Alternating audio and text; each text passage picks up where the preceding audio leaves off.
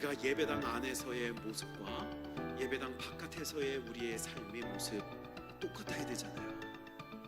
오늘 내가 예배당 안에서 결단하는 것이 사회 속에서도 그 결단이 이어져야 되잖아요.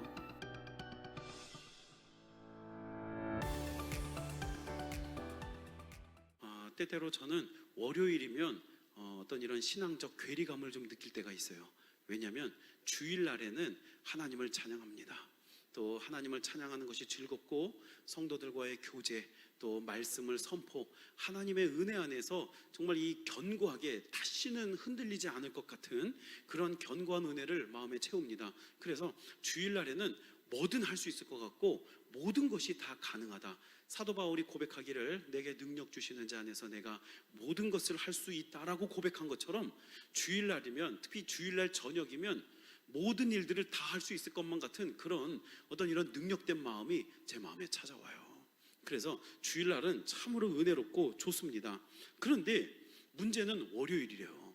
월요일 새벽기도 딱 마치고 이렇게 딱 이제 그 책상에 제가 혼자 이렇게 앉으면 그때 모르겠습니다. 자꾸만 어떤 무기력감이 막 제 마음에 들어오는 거예요. 그러면 혼란이 찾아와요.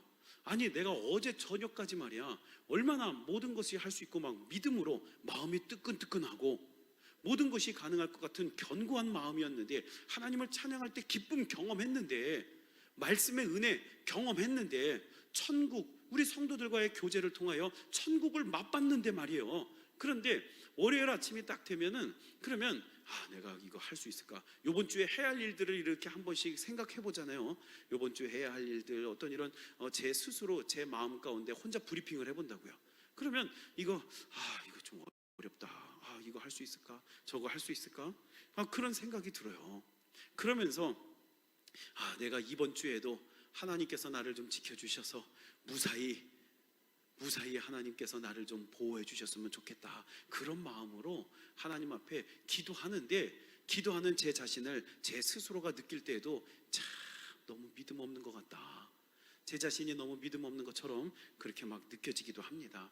그런데 목회자인 저도 그런데 하물며 오늘 이 세상의 치열한 현장에서 살아가고 있는 우리 성도들이야 정말 더한 마음이 아닐까 그런 생각이 들어요. 우리가 주일날에 하나님을 찬양할 때는 그냥 기쁘고 감사가 넘치죠. 그래서 모든 것을 정말 다 할 수 있을 것 같은데 집에 딱 돌아가는 순간, 월요일 한 주간의 삶을 마주하는 순간 내 통장에 잔고가 먼저 떠오르고 내가 해야 할 일들에 대해서 부담스러운 사람들, 특별히 또 젊은이들 같은 경우는 직장 생활하는데 그 상사를 또 만나야 되는지, 그 부장님, 그 과장님이랑 또 한 주간 동안 내가 어떻게 얼굴을 붙이고 사느냐. 그 휴대폰에 보면은 카카오톡이라고 하는 메시지, 이게 우리나라에 크게 이렇게 확장될 수 있었던 게 무료 서비스였던 거죠. 옛날에 문자 하나씩 보낼 때마다 그 몇 줄 쓰면은 이게 30원씩이었어요. 요즘 애들은 상상을 못해요. 아니 그게 30원씩이면은 문자 수도 없이 보내는데 그게 돈이 얼마야? 근데 이제 우리 과거에 그거 다 30원씩 내면서 썼잖아요. 그런데 이게 카카오톡이라는 게 무료가 되면서 갑자기 그걸 다 공개를 했어요. 그래서 무료 공개가 되면서 그러면서 이게 이제 어르신들에 이르기까지 확 이렇게 확장이 됐는데, 근데 카카오톡에서 어느 날인가 여러분 프사라 그래갖고 프로필 사진, 그러니까 내가 거기다가 내 얼굴을 올리든지 내가 기념할 수 있는 사진 이런 것들을 올릴 수 있는 그런 프로필 사진이라는 게 그런 기능이 있어요. 근데 이 기능을 그전에는 찾아봐야지 이게 보였거든요. 근데 작년부터 이 카카오톡이 더 잘하려고, 아마 제가 생각할 때는 더 잘해보려고 업그레이드를 한 것 같은데, 그 프사를 바꾸면, 프로필 사진을 바꾸면 이게 자동으로 뜨는 거예요. 그때 사람들이 이게 회사에서 생각할 때는, 왜냐면 저는 그런 경우는 없는데 우리 많은 분들이요 프로필 사진 보면서 이 사람의 근황을 궁금해하잖아요. 한 10년 연락 안 하고 살았는데 이 사람은 어떻게 살지? 그러면 궁금하면 그 카카오톡 프사를 이렇게 한 번씩 이렇게 본다고요. 연락하는 건 아니지만 사진을 보면은 이렇게 얼굴도 이렇게 사진도 찍혀 있고 요런 일 하는구나 저런 일 하는구나 이런 것들을 이렇게 재밌게 이렇게 보고 하는데, 곧 찾아봐야만 하는 거를 이 회사에서 수고를 없애주려고 그냥 사진을 바꾸면 그냥 무조건 다 뜨는 거예요. 그 뜨게 해놨어요. 그랬는데 사람들이 난리가 났어요. 왜냐하면 이 휴대폰에는 내가 좋아하는, 물론 내가 좋아하고 내가 사랑하는 가족들이나 사랑하는 친구가 사진 탁 올렸을 때 탁 보면은 아이고 예쁘다 이러겠지만, 근데 문제는 현대인들의 삶 가운데 내가 좋아하는 사람보다 싫어하는 사람이 더 많은 거예요. 아니면 그다지 관심 없는 사람들이 너무 많은 거야. 근데 그런 사람들의 일들을 내가 매일매일 봐야 된다고? 그 사람이 뭘 하든지 나는 상관이 없는데 그 사람이 사진 올렸다 하면 나는 그걸 강제로 봐야 된다고? 특히 그러면서 젊은이들이 뭐라 그랬느냐? 부장님, 과장님, 사장님, 아예 나를 회사에서 나를 아주 곤욕스럽게 만들고 나를 힘들게 하는 그 직장 상사의 얼굴을 매일 회사에서 보는 것도 싫은데 이 개인적인 자리에서 이걸 또 봐야 되느냐? 이래갖고 아주 그냥 난리가 났던, 그래서 그 기능을 끌 수 있도록 또 이제 업그레이드를 또 했더라고요. 그러니까 우리가요, 일요일 주일날 다 하나님의 은혜 가운데 우리가 살아갈 때는 모든 이들을 사랑하고 예수님의 말씀처럼 원수라도 그를 위해서 기도할 수 있는 마음, 우리가 그런 마음으로 결단을 하고 사회로 나아가잖아요. 근데 월요일이 딱 되면 어때요? 무슨 사랑은 원수를 어떻게 사랑해? 당장 내 옆에 있는 부장님도 사랑을 못 하겠는데, 그런 우리가 이걸 마주하게 되는 거죠. 하나님의 은혜를 얻으면 여러분, 물질의 문제에 있어서 우리가 물질만 갖고 사람이 사는 건 절대 아니에요. 그런데 물질이 때때로 굉장히 필요하죠. 근데 우리가 교회에서 하나님의 말씀으로 우리의 삶을 무장할 때, 찬양으로 결단할 때는 어때요? 나는 물질보다 더 소중한 하나님 나라를 위해 살겠습니다. 우리가 이걸 결단하고 나아간단 말이에요. 돈이고 뭐고 그게 뭐가 중요해? 하나님 나라에 내가 귀한 일꾼 되는 게 중요합니다. 그래서 우리는 결단하고 월요일 아침 한 발을 내딛습니다. 그런데 그 발을 내딛는 순간, 아주 순간부터 내 통장에 이런 돈, 내가 투자하고 있는 어떤 이런 주식, 내가 투자하고 있는 부동산, 이런 것들에 대한 뉴스, 전쟁이 났습니다. 주식이 폭락했습니다. 우리가 이런 소식을 막 듣게 되고 그러면 어때요? 난 저는 물질에 끌려다니는 인생 안 삽니다. 물질을 다스리게 하여 주시옵소서. 그러나 결국 물질에 또 끌려가고 있는 나의 모습을 보게 되더라는 것이죠. 그런데 우리가 이 현실을 마주할 때 그게 좀 어렵다라는 거예요. 너무나 큰 벽이 우리 앞에 있어요. 내가 믿음 안에, 은혜 안에, 신앙 안에 있을 때 너무 좋고 감사한데, 모든 걸 할 수 있을 것만 같은데, 막상 이 부딪히는 사회의 현실 속에서는 너무나 그 벽이 커서 이걸 도저히 뛰어넘을 수가 없더라는 것이죠. 주일날은 교회에서 예배를 드리고 소망을 찬송하지만, 월요일이 되고 또 한 주를 살아가는 그 현실 속에서 우리는 또 무력감에 빠지고 만다라고 하는 거예요. 여러분, 그런 경험 어떻게 해보셨나요? 저는 목회자로서 참 그러면 안 되는데도 저도 그렇게 되더라고요. 저도 그렇게 돼요. 마음이 막 주일날 마음하고 월요일날 마음이, 이 결단하는 마음이 자꾸 달라지는 것 같아서, 그래서 이거 뭔가 이거 진짜 하나님 앞에 응답받고 기도받고 정말 이 기도하고 결단을 한번 내갖고 한 주간을 똑같은 마음으로 살아야지 말이야. 이거 목회자가 나도 이렇게 어려운데, 하물며 정말 이 세상 속에 많은 유혹과 부딪힐 수밖에 없는 우리 성도들이야 오죽하랴, 그런 마음이 듭니다. 그런데 여러분, 그래서 우리가 성경을 봐야 돼요.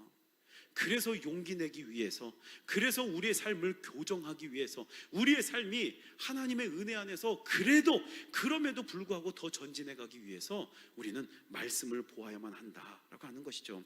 오늘 성경 말씀을 기록한 분은 사도 바울인데, 사도 바울은요, 그런 오늘 우리의 삶 가운데 우리에게 상황이 아니라 그 출처를 우리에게 물어보고 있어요. 오늘 성경 말씀 한번 띄워봐 주세요.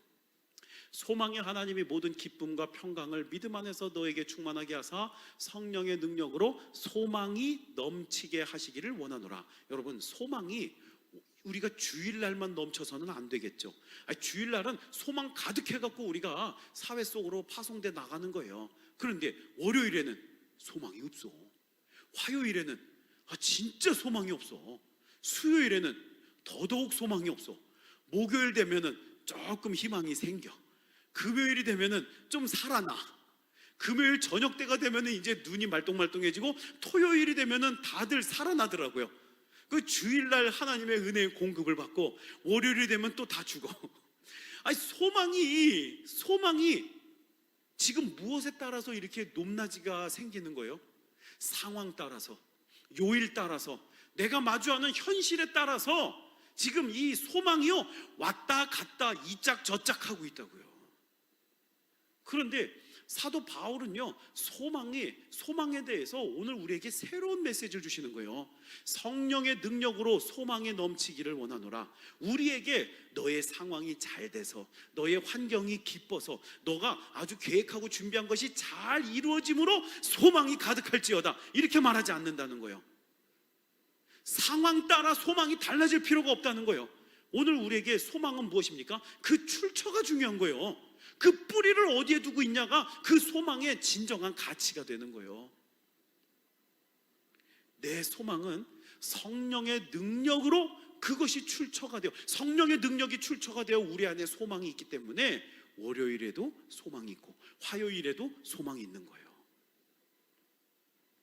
성도들이 품는 소망은요 상황이 좋아야만 나오는 소망이 아니라 그 출처가 어딘지를 아는 것에서 소망이 나오는 거예요.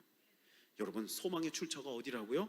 바로 성령의 능력이 우리의 출처다. 여러분, 병든 사람이 치료의 소망 가져야죠. 근데 내 능력만 갖고는, 어떤 이런 불치병이라든지 난치병에 있으신 분들, 현대의학이 나를 못 고친대요. 소망이 없잖아요. 상황과 환경과 기술, 내 능력에 소망을 둘 때는 내가 지금 병 고칠 그 일이 안 이루어져요. 그러나 성령의 능력에 소망을 둔다면 세상에 이게 불치병이지 난치병이지 고질병이지 우린 그것과 상관없이 치료의 소망을 갖게 되는 거죠. 여러분, 성령의 능력이 출처가 되는 그 소망, 오늘 우리의 소망은 환경이 소망이 아니에요. 나아진 환경이 우리에게 소망되는 게 아니라 성령의 능력이 우리의 소망이 되어야 되는데, 성령의 능력이 그 출처가 되는 소망에는 어떤 의미가 있을까? 자, 세 가지 나눕니다. 먼저 첫 번째는요, 이 성령의 능력이 출처가 될 때 우리의 소망은 상황 따라 달라지지 않는다. 여러분 꼭 기억하시기를 주의 이름으로 축원합니다. 여러분, 배가요 바다 한가운데 떠내려가지 않고 가만히 있을 수 있어요. 그런 능력이 있어요.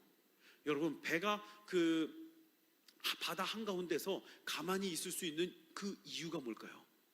제가 그 어렸을 때 이렇게 조그만 뗏목을 만들었어요. 제가 어려서 시골 살다가 보니까 참 어렸을 때 별의별 걸 다 했.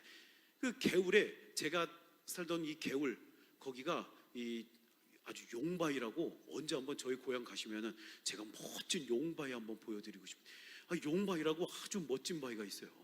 그리고 이 강이 섬강이에요. 섬강. 저 아래 저기 섬진강 말고 섬강. 그래서 이제 저는 그래도 강가에 살았던 사람입니다. 그래서 이렇게 강에 살다 보니까 나무, 여러분 이게 통나무 있잖아요. 소나무 같은 거 나무 떼기 이렇게 엮어갖고 칡뿌리 있잖아요. 칡뿌리가 아니고 칡으로다가 이렇게 좀 몇 개 좀 엮어잖아요. 그럼 그게 뗏목이요. 그리고 그 뗏목 만들어서 그 애들이랑 놀고 했잖아요. 뗏목을 만들어요. 근데 그 뗏목에서 탁 내리잖아요. 그러면 뗏목은 물살 따라서 금방 내려가요. 저는 그 뗏목 잡으려면요, 야 진짜 이거 굉장히 힘들어요. 여러분, 물속에서 이게 사람이 몸이 막 이게 땅 같지 않아 갖고 막 자유롭게 가는 게 아니잖아요. 헤엄을 쳐야 되잖아요. 뗏목이 물살에 쫙 내려가는데 그거 잡으려고 야 힘들더라고요. 못 잡아요. 여러분, 혹시 바닷가에서 튜브 잊어먹어 보신 분? 바닷가에서 이렇게 튜브 타고 이렇게 막 이제 바닷가에서 막, 제가 속초에서 또 목회를 했잖아요. 아무튼 저는 이 물하고 좀 관련이 많은 것 같아요. 우리 교회도 샘머리 영천교회잖아요. 아무튼 물하고 좀 관련이 많아요. 제가 속초에서 이 목회를 하다가 보면은 그 뭐 노란색 튜브, 파란색 튜브, 어떤 튜브는 굉장히 커요. 큰 튜브에 이렇게 저기 오리머리가 이렇게 있는 막 그런 튜브도 있고. 근데 바닷가에 이렇게 딱 가서 보잖아요. 튜브가 놓쳐갖고 튜브가 저 먼 바다로다가 막 둥둥둥 떠내려가요. 그러면은 이쪽에서 아까워갖고 아주 막 아이고 저거 어떡하냐고, 저거 몇만 원짜리 저 비싼 거 어떡하냐고 막 이러면서 통곡을 하는 사람들을 볼 수가 있어요. 여러분 튜브 잃어버려 보셨어요? 근데 바다에서 이 튜브를 잃어버리잖아요. 그러면 정말 금세 저 멀리까지 나가요. 그거 잡겠다고 쫓아가면 안 돼.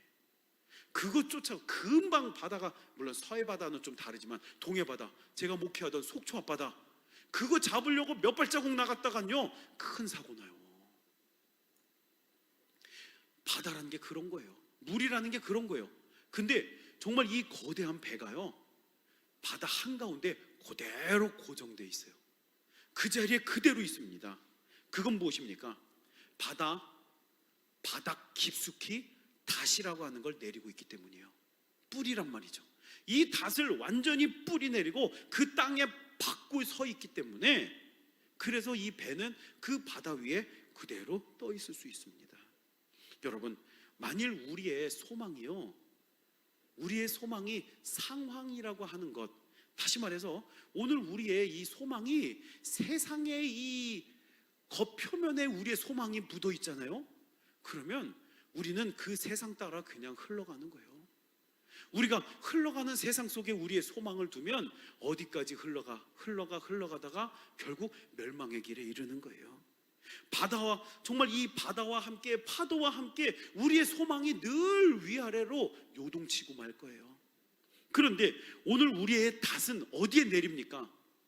죽은 자, 정말 이 죽은 자를 살리시고 병든 자를 치료하시고 더 이상 가망이 없고 희망이 없고 멸망이 예정된 이들을 구원하시는 그 예수 그리스도에 우리가 이 닷을 내린다면, 그 예수 그리스도라는 반석 위에 우리의 닷을 내린다면, 오늘 우리는 어떠한 폭풍우가 있어도 늘 요동침이 없이 그 자리에 머물게 된다는 사실입니다. 우리가 여기서 깨달을 수 있는 아주 중요한 메시지, 바로 여러분, 소망이라는 건 단순히 낙관주의가 아니에요. 단순히 긍정적 마음을 좀 내가 가져보는 게 아니에요. 제가 긍정적 마음을 좀 가져보고 된다 할 수 있어. 그런데 제가 그거를 많이 혼자 스스로 많이 외쳐봤거든요. 근데 그때는 뭐가 되는 것 같아요. 근데 어느 순간 제 이 의지와 저의 결단이 그걸 자꾸 까먹어요. 제가 이 습관처럼, 우리 삶의 습관처럼, 여러분, 아이고 죽겠다가 잘 나와요, 아이고 살겠다가 잘 나와요. 아이고 죽겠다가 잘 나오잖아요. 죽겠다 그런단 말이에요. 죽겠다. 그래서 저도 목사인데도 불구하고 저도 모르게 저도 아이고 죽겠다, 아이고 이거 죽겠네, 뭐 이런단 말이에요. 그랬더니 옆에 계시던 분이 누군지 지금 잘 기억은 안 나는데, 옆에 계신 분이 그러는 거예요. 목사님, 자꾸 죽겠다 그러시면 진짜 죽어요. 그럴 때마다 살겠다 그러세요. 그러더라고. 그래서 저 이거 일리가 있다. 아이고 배고파서 살겠다, 아이고 힘들어서 살겠다, 이거 속상해서 살겠다. 그런데요, 그거를 제가 인식하고 있을 땐 진짜로 배가 안 고프고 진짜로 그냥 살만할 때, 그때나 살겠다가 나오더라고요. 진짜 힘들면 제 입에서 뭐라고 고백하는 줄 아세요?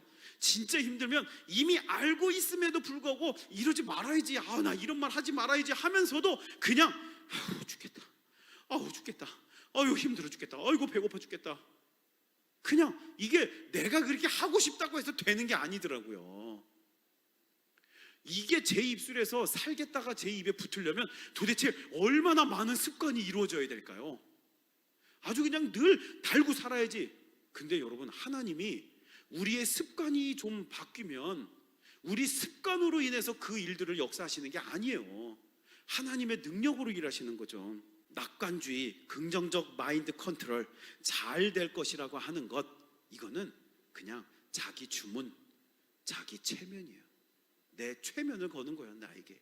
그러나 여러분, 진짜 소망이라는 것은 무엇이냐? 바로 하나님이 하신다는 확신이, 그게 진짜 소망인 거예요.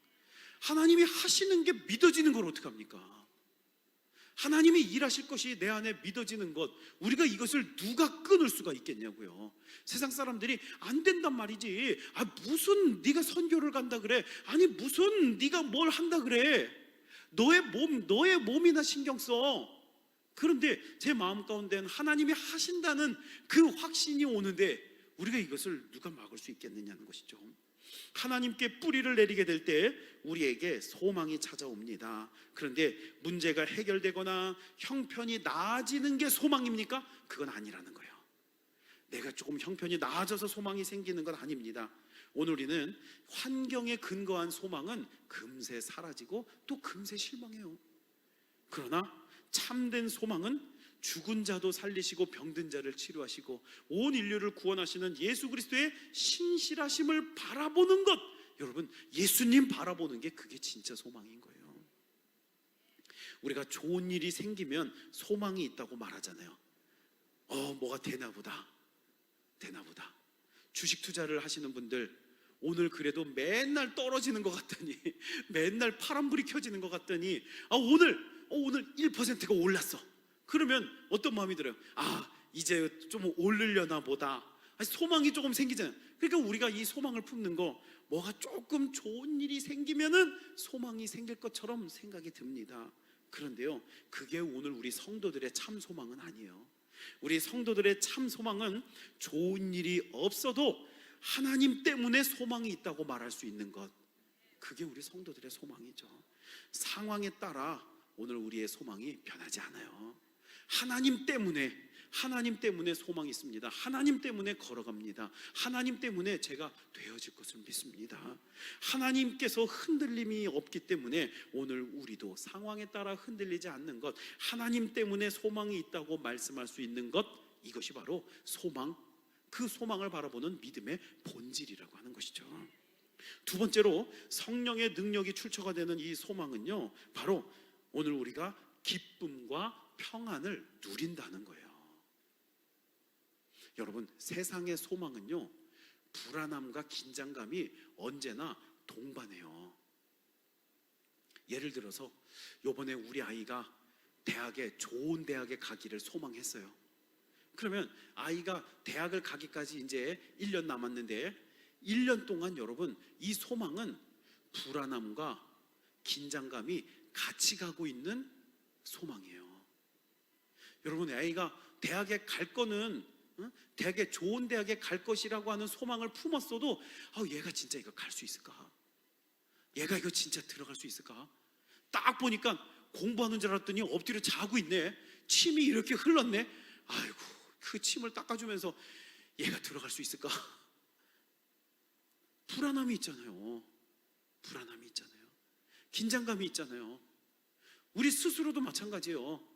나는 요번에 특별 새벽기도 정말 주님 앞에 드려야지. 새벽 예배 나는 이번에 정말 하나님 만나야지. 하나님을 향한 소망을 품었어도 우리 마음 가운데는 어떤 불안함이 있어요? 내가 아침에 눈이 와서 못 가면 어떡하지? 비가 와서 못 가면 어떡하지? 내가 너무 피곤해서 못 일어나면 어떡하지?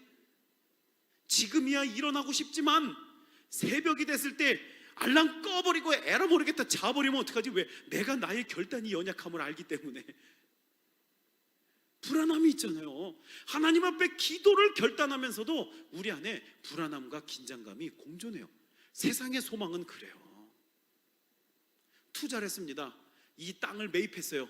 그러면 이 부동산이 나에게 큰 돈을 벌어줄 거라는 많은 사람들이 이야기를 해요. 그래서 투자를 했어요. 근데 그 투자를 했음에도 불구하고 내 마음엔 어때요? 땅값이 떨어지면 어떡하지? 땅값이 진짜 오르긴 오르려나? 그런데요, 성령 안에서, 믿음 안에 우리의 이 기쁨과 평안이라고 하는 것, 이것은요 바로 이 불안함과 두려움이 없는 그 소망을 말하는 거예요.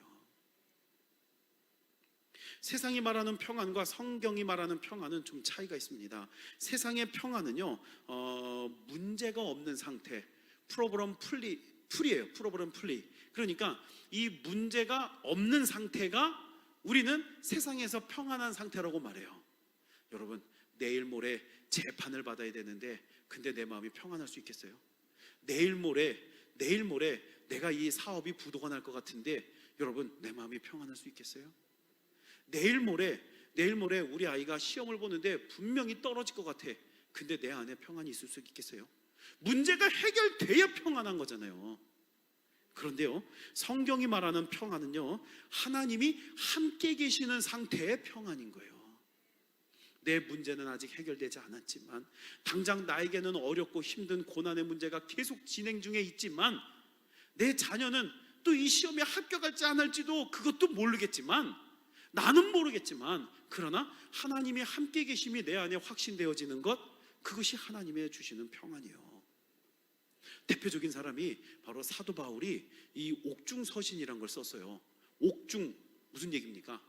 감옥 속에서 편지를 썼다. 그래서 옥중서신인데, 주후 한 60년대쯤에 사도 바울이 1차, 2차, 3차 전도여행을 마치고 로마로다가 압송돼 가요.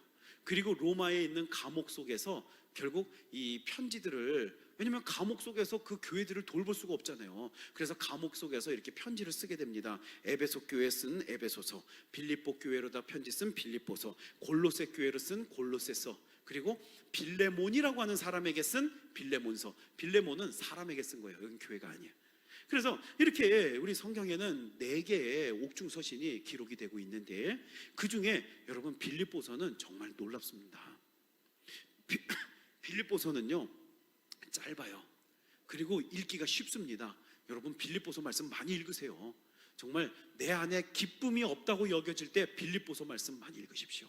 정말 힘이 됩니다. 빌립보서는요 불과 4장밖에 안 돼요. 1, 2, 3, 4장 4장밖에 안 돼요. 그런데 이 빌립보서의 기쁨이라고 하는 표현, 그게 무려 16번이나 등장을 해요. 근데 앞서서 제가 말씀드렸지만 이 빌립보서를 어디서 썼다고요? 감옥 속에서 썼어요. 그리고 이 감옥에서 결국 사도 바울은요 네로 황제에 의해서 결국 사형을 당해 죽음을 당하게 돼요. 물론 이게 이제 1차 투옥이 있고 2차 투옥이 있고, 요건 1차 투옥이긴 한데, 그런데요 이 사도 바울이요 이 감옥 속에서도 기쁨의 서신 빌립보서를 그가 기록할 수 있는 그 이유는 무엇입니까? 특별히 이 빌립보서 서신이 아주 특별한 그 이유는 무엇입니까? 바로 그 기쁨의 출처 때문에 그 서신이 귀한 거예요. 지금 이 사도 바울이 갖고 있는 기쁨의 서신, 이 기쁨이 어디서부터 기인하고 있습니까? 바로 오늘 성경 말씀처럼 성령의 능력으로 소망이 넘치기에, 그러니까 성령의 능력에 의한 기쁨이 바울에게 있기 때문에 감옥 속에서도 기쁨의 서신을 쓸 수 있는 것이고, 심지어 감옥 속에서 언제 죽을지 언제 사형당할지도 모르는 그런 상황 가운데서도 기쁨이라고 하는 표현을 16번이나 입에 달고 있는 거예요. 기쁨, 주 안에서 기뻐하라, 너희도 나와 같이 기뻐하라, 기뻐하라, 기뻐하라, 기쁨, 기쁨, 기쁨. 여러분 이 기쁨이라고 하는 표현을 바울이 담을 수 있는 건 그 기쁨의 출처가 내 안에, 내 환경, 내 상황, 이 감옥 속에 있는 게 아니라 하나님께 있기 때문인 거예요. 사도 바울은 로마 감옥 속에 갇혀 있지만, 그러나 그의 기쁨은요, 사도 바울이 가장 기쁜 게 무엇입니까? 내가 감옥 바깥으로 나가는 거, 내가 추록하는 거, 나의 상황이 바뀌는 게 바울에게 기쁨인가요? 아니에요. 내가 감옥 속이든 내가 어떤 상황을 마주했든 그리스도 안에 계속 있는 것으로 말미암아 그는 기쁨이 생기는 거예요. 바울은요 환경이 좋아서 기뻐한 것이 아니라 감옥 속에도 계시는 하나님 때문에 그가 기뻐하고 평안했다라고 하는 것입니다. 여러분 오늘 우리의 삶의 현장에 아직까지 많은 문제들이 있죠. 그러나 그 문제들을 해결이 될 수도 있고 안 될 수도 있어요. 그러나 우리가 그 문제를 바라보는 우리의 시각만큼은 분명해야만 합니다. 하나님께서 그 현장에 계신다면 오늘 우리에게 있어서 이 문제를 통하여 하나님은 적어도 나에게 해결해 주시든지, 아니면 이 문제를 통하여 깨달음을 얻게 하시든지, 아니면 이 문제를 통하여 내 안에 도리어 더 큰, 더 좋은, 더 큰 기쁨과 평안을 우리에게 소유하게 하실 것입니다. 세상 사람들이, 우리 성도들이 하나님 앞에 막 기도하잖아요. 주시옵소서, 주시옵소서, 들어주시옵소서, 들어주시옵소서. 그러면 세상 사람들이, 우리 성도들이 기도하는 걸 보면서 언제 충격을 받을까요? 사도 바울도요, 그 스데반 집사가 최초 순교자잖아요. 사도행전에 나오는 스데반 집사가 죽는, 순교하는 모습을 보면서 바울이 굉장히 큰 충격을 받아요. 왜냐하면 바울이 충격받은 건 스데반 집사는 돌에 맞아 지금 처형을 당해 죽고 있거든요. 근데 죽는 그 얼굴이 너무너무나 밝고 빛나는 거예요. 정말 오히려 순교를 기쁨 중에 죽음을 나아가는 거죠. 바울이 충격을 받습니다.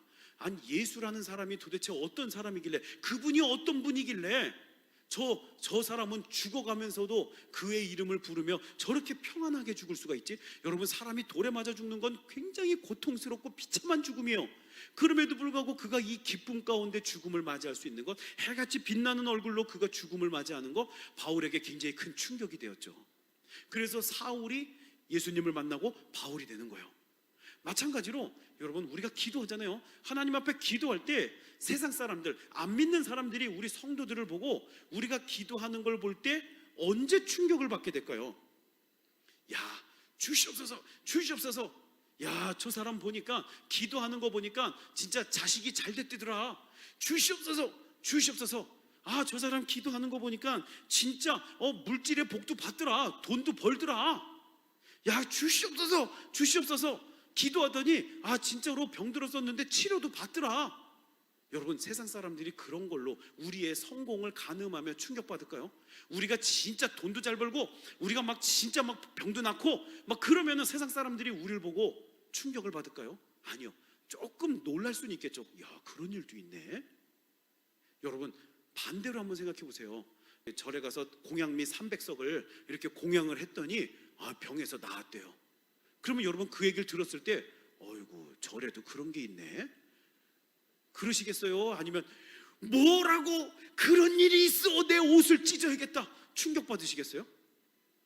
그냥 공양미 300석을 갖다 바쳤더니 병에서 난 그런가 보다, 이럴 거 아니에요. 우리도 마찬가지예요. 우리가 하나님을 만나면서 우리가 막 성공하고 돈도 잘 벌고 자식이 막 잘 되고 이래갖고 이런 얘기를 막 간증 삼아서 했어요. 물론 그것도 필요해요. 그런데 세상 사람들이 그걸로 충격받을까요? 충격받긴 무슨 충격을 받습니까? 교회 다니는 사람들 다 그 말 하더라. 내가 아는 저기 우리 고모님도 그 소리는 하더라. 내가 알고, 나도 어렸을 때 교회 다니면서 그런 얘기 수도 없이 들었어. 사람들은 그걸로 충격받거나 놀라지 않아요. 그냥 그런가 보다 하는 거예요. 그런데 언제 사람들이 충격을 받습니까? 실패했는데도 여전히 소망을 잃지 않아. 병들었는데도 여전히 그의 얼굴은 빛나고 기뻐. 질병으로 조금 수척해질 수는 있지. 그런데 그 얼굴에는 오히려 더 기쁨이 넘쳐. 사람들은 충격을 받게 된 거예요. 내 안에 실패가 가득한데도 저 사람은 저러고 어떻게 사는지 몰라, 어떻게 저렇게 살지, 저렇게 어떻게 살아, 나 같으면 못 살 것 같은데, 근데도 그 안에 소망과 기쁨이 가득 찬 사람이요, 평안해요. 충격받죠. 뭐가 그렇게 좋을까? 저 사람은 뭐가 그렇게 기쁠까? 뭐가 저렇게 좋을까? 그러면서 결국 그들이 저 사람을 보며, 그럼에도 불구하고 저렇게 기쁨을 차지할 수 있는 그 사람을 보며 그 하나님을 나도 만나고 싶다고 하는 거예요. 여러분, 소망은 오늘 우리를 움직이는 능력입니다. 제가 오늘 말씀의 제목을 이렇게 적었는데요, 절망은 소망이라는 엔진으로 달려갑니다. 여러분, 소망은요, 눈에 보이는 것도 아니고 만져지는 것도 아니에요. 그런데 오늘 우리의 심장을 뛰게 만들고 우리의 발걸음을 움직이게 만드는 엔진이에요. 엔진. 여러분, 자동차가 엔진 없으면 가요? 못 가요. 엔진을 기름을 떼든 전기를 떼든 뭐 수소를 떼든 뭐를 떼든 엔진이 있어야 자동차가 움직이는 거예요. 오늘 우리에게 있어서 엔진이 뭐라고 이야기해요? 성령의 능력이 엔진 되는 거예요. 우리를 움직이게 만드는 그 능력이요, 내가 조금 잘 돼서, 내가 돈을 조금 잘 벌어서, 내가 조금 건강해서, 남들보다 내가 더 똑똑해서, 그것이 오늘 우리는 움직이는 엔진이 되지 않아요. 그것은 한계가 있고 어느 순간 멈춰설 수밖에 없어요. 사람이 아무리 똑똑해도 언제까지 똑똑해요? 언제까지 똑똑해요? 아무리 돈이 많아도, 돈 많은 사람은 하루에 뭐 10끼 먹어요. 돈 많은 사람도 하루 3끼밖에 못 먹어. 그런데 이 성령의 능력이라는 소망은요, 오늘 우리에게 끊임없이 공급하는 힘입니다. 내 능력이 아니에요. 일단 내게 아니에요. 하나님이 주시는데 그것은 무한의 동력입니다. 소망은요, 여러분, 이 수건을 여러분 요거를 쥐어 짜면 물이 몇 방울 나올까요? 글쎄 모르겠습니다. 아까 처음에 제가 요거 설교 할 때 처음에는 이렇게 좀 만져봤을 때는 한번 짜면 한 두어 방울은 나오겠다 싶었는데 지금은 그새 이게 안 나오겠는데, 이게 짜도 저기 강호동에 와갖고 짜면 한 방울 나오려나? 여러분, 우리에게 있어서 소망이라는 건 내 손에 쥐어진 이 행주가 아니에요. 손수건이 아니에요. 여기서 쥐어 짜봐야 물 몇 방울 나와요. 그런데 우리에게 있어서 소망은 공급하심이죠. 다시 말해서 하늘에서부터 쏟아지는 폭포수와 같다는 거예요. 우리의 의지라는 배터리는 금방 방전되겠지만 성령이라고 하는 발전기는요, 오늘 우리가 달려갈 그 힘과 능력을 온전히 공급해 주신다라고 하는 사실입니다. 여러분, 오늘 우리가 참 살아가면서 절망의 소리들 많이 듣게 되죠. 누구는 병들었고, 누구는 아프고, 누구는 사업 실패했다고 그러고, 자녀들은 또 자녀들대로, 또 우리 가정은 가정대로, 또 이 세상의 전쟁의 소식, 여러 가지 많은 절망적인 소식들이 우리에게 많이 들려옵니다. 그러나 그때마다 오늘 우리가 환경 따라, 상황 따라 들쑥날쑥 소망이 있다가도 없다가도, 절망했다가도 소망이 있다가도, 여러분 그렇게 살아가지 마시고요, 오늘 우리의 삶 가운데 우리의 소망이 출처가 어디인가? 바로 성령의 능력이다. 하나님으로부터 오늘 우리에게 이 능력이 온다. 여전히 일하고 계시는 성령의 능력이 내 삶의 엔진이 되어서 나를 발걸음을 움직이게 만들고, 나로 하여금 기도 더하게 만들고, 하나님을 찬양하게 만들고, 주를 위해서 섬길 수 있는 그 능력, 여러분 그 능력이 우리 성령께 있음을 우리가 알아 믿음으로 충만한 오늘 우리의 삶이 되어지기를 주님의 이름으로 축원합니다.